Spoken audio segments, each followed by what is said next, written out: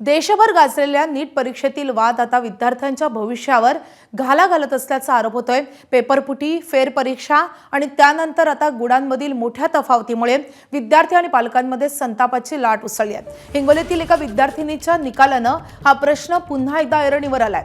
उत्तर पत्रिकेनुसार अपेक्षित गुण आणि जाहीर निकालातील गुण यामध्ये मोठ्या प्रमाणात गुणांची तफावत असल्याचा दावा करण्यात आला असून न्यायासाठी संबंधित कुटुंबाने दिल्लीपर्यंत धाव घेतल्याचंही समोर आलंय। हिंगोली शहरातल्या स्नेहा इंगोले या विद्यार्थिनीनं उत्तर पत्रिकेत 154 प्रश्न सोडवले होते, परंतु जाहीर करण्यात आलेल्या OMR शीटमध्ये केवळ 54 प्रश्न सोडवले असल्याचं दाखवण्यात आले। यामुळे मूळ उत्तर पत्रिकेनुसार स्नेहाला सुमारे 479 गुण मिळण्याची अपेक्षा असताना प्रत्यक्ष निकालात तिला फक्त 114 गुण मिळालेत। या मोठ्या तफावतीमुळे विद्यार्थिनी आणि तिच्या कुटुंबियांना मोठा मानसिक धक्का बसलाय।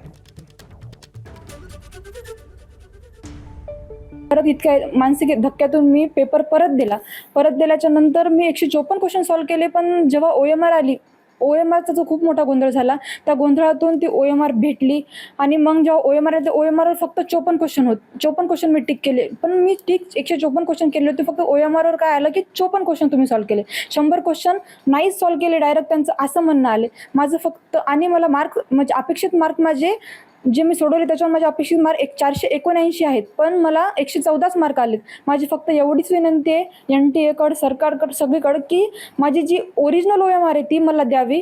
मार्क अपेक्षित होते आम्हाला 479 मार्क तर तिला आले, म्हणजे अगोदरपासून आम्ही त्याच यानं होतो। नंतर जर निकाल लागल्याच्या नंतर फक्त तिला मार्क आले 114। आम्ही सगळे एवढे टेन्शनमध्ये गेलो की आम्हाला म्हणजे काहीच त्यानंतर पण आम्ही तिची OMR साठी एवढा गोंधळ झाला, तिची OMRच भेटली नाही आम्हाला। परत आम्ही OMR काढली, त्याच्यानंतर आम्ही याला दिल्लीला गेलो। दिल्लीच्या त्यांच्या ऑफिसला आम्ही तक्रार केली की आम्हाला अपेक्षितच नाही तेवढे गुण माझ्या लेकराचे। त्याच्यानंतर त्यांनी आमची दखल घेतलीच नाही। ABP माझा, उघडा डोळे बघा नीट।